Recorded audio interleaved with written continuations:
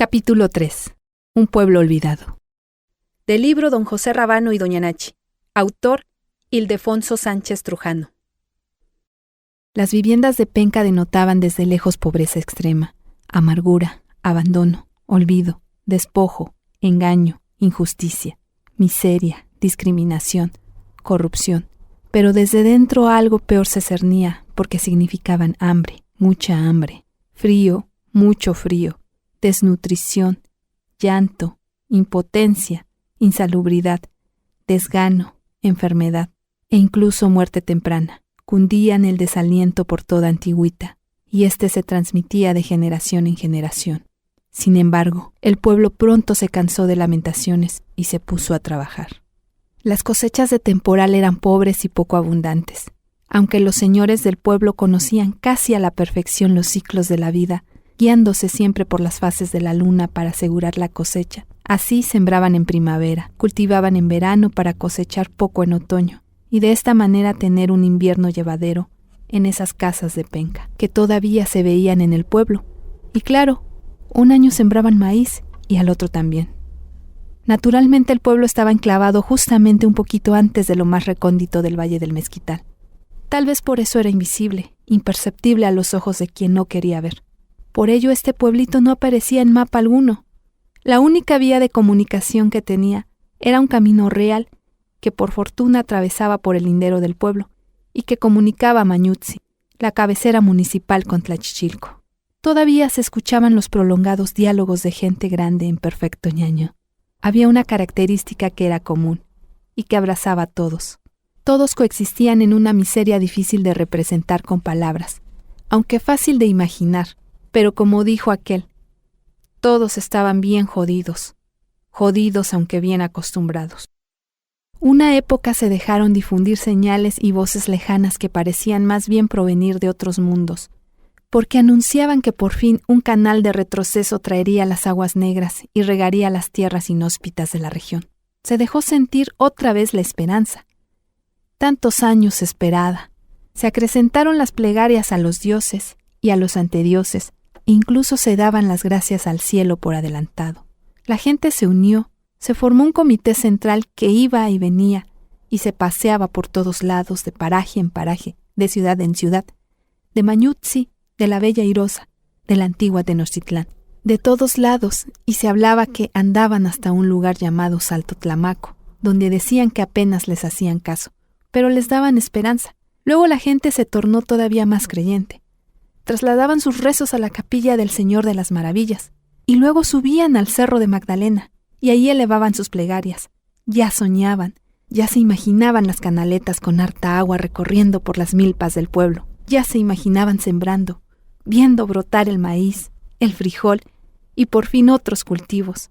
Se visualizaban cosechando legumbres por toneladas. Yo sembraré jitomate del rojo, ese sí deja. Yo sembraré alfalfa, y compraré muchas vacas, pondré un establo. Yo le tengo fe a las calabazas, sembraré 2 hectáreas. Y luego se ponían a platicar de todo lo que harían con las ganancias. Pero desafortunadamente, aquellos ruegos no fueron suficientes, porque esa añeja espera se quedó en los límites de la carretera México-Laredo, y nunca llegó al destino esperado. Pareciera que los pueblos de la parte alta de Mañutzi estaban condenados a la desesperanza, predestinados al fracaso y a la pobreza. Hasta las leyes del universo estaban en contra del indio del Mezquital.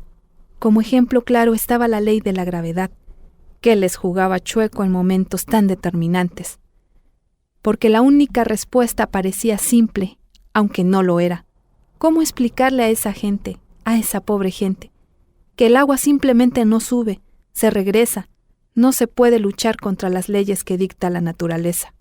Así que los ñañús de esta parte siguieron luchando por sobrevivir en esta tierra semidesértica y hostil. Pareciera que eso que se decía de la tierra húmeda, gruesa y fértil era una burla o una guasa de mal gusto. Por el contrario, las grandes extensiones de tierras regadas con aguas negras de Mañutzi hacia abajo trajeron grandes beneficios para sus propietarios. De mera entrada sus tierras subieron de precio, pudieron sembrar sus tierras y regarlas en forma económica y constante, tener cosechas seguras y permitiéndoles tener con qué mantener a sus familias y llevar una vida más digna. A los que no tenían tierras, por lo menos tenían fuentes de empleo. Apenas unos kilómetros arriba, la vida siguió igual, y ahí le tocó vivir a don José Rábano, que se llamaba así porque cuando lo llevaron a registrar, le dijeron a la secretaria del ayuntamiento que le pusiera José Rábano, el apellido de su padre. Pero ésta se distrajo un instante y omitió ponerle el acento en la A. Y ese error, José Rábano lo tuvo que llevar en el nombre toda la vida, porque cuando el maestro de la primaria rechazó inscribirlo en la escuela, haciéndoles ver el error, fueron a reclamar a la misma mecanógrafa del registro civil de la presidencia municipal.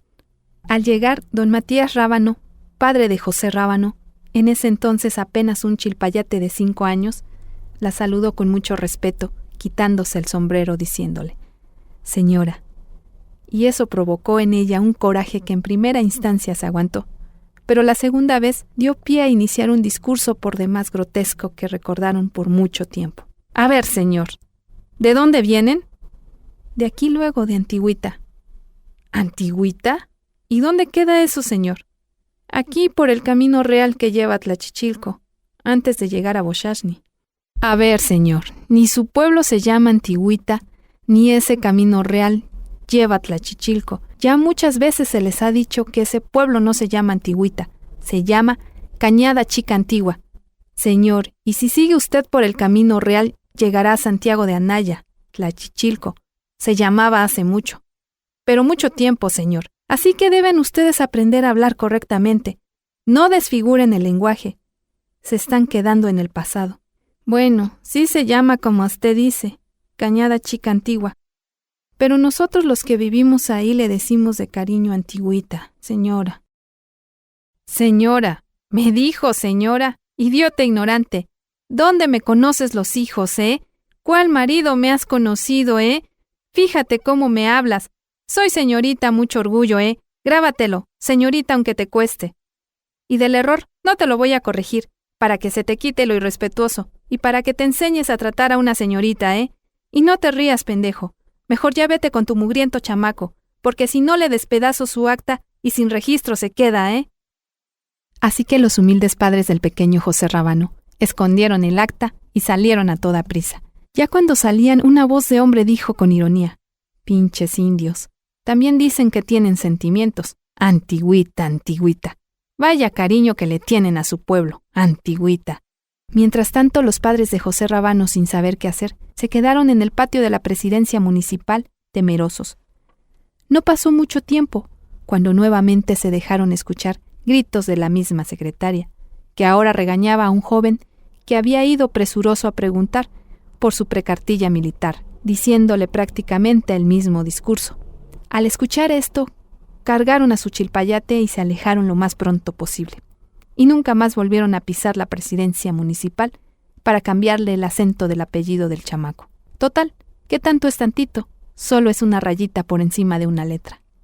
Para algunas personas, Antigüita era un pueblo polvoso de indios otomiteros patarrajada, de hombres sudorosos, apestosos, piojosos y con la cara sucia.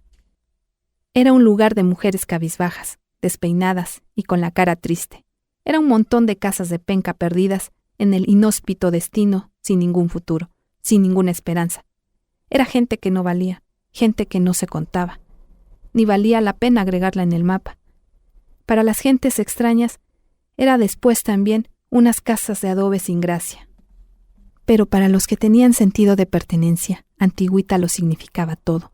Significaba un hogar, un lugar en donde vivir, una tierra que cultivar con esperanza, un pueblo que defender. Vivir en Antigüita era amar el canto matutino de los gallos, que despertaban al indio, al campesino, al labrador. Era disfrutar del cantar cotidiano y alegre de los pájaros, de los gorriones, de las jonguitas, de las calandrias, de los jilgueros, de las filomenas y del misterioso pájaro tutubilí. Era contemplar año tras año la llegada inolvidable de las golondrinas. Era contemplar los paisajes llenos de magueyes, de nopales, de choconoxcles. Era subirse a esconder entre las ramas de los árboles de pirul, de los huizaches y por supuesto de los mezquites. Era disfrutar de su sombra, de sus frutos, de sus tunas blancas, verdes, rojas y amarillas.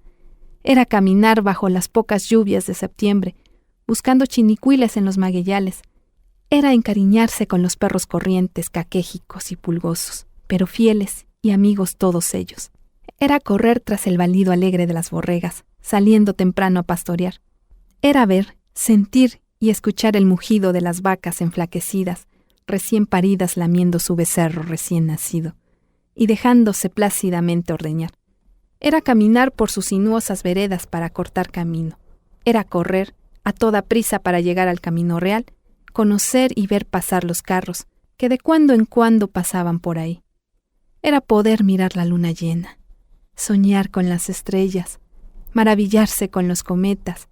Era mirar el andar nocturno de los conejos, de las lechuzas. Era voltear el cielo y ver una parvada de sopilotes que buscaban con su aguda mirada un cadáver que siempre encontraban. Era saciar el hambre con gusanos, con insectos, con frijoles, con tacos de tortillas acompañados de granos de sal. Era curarse las enfermedades con remedios caseros ancestrales. Era saludar al vecino, a la vecina, al compadre, a la comadre, al amigo inolvidable. Era sentirse orgulloso de pertenecer a este terruño querido, a este pedacito de patria, a ese cachito de este México nuestro. Aunque la cañada, el riachuelo que cruzaba por el pueblo y que dio origen al nombre de este pueblo, ya tenía muchos años de que se había secado con un estiaje permanente.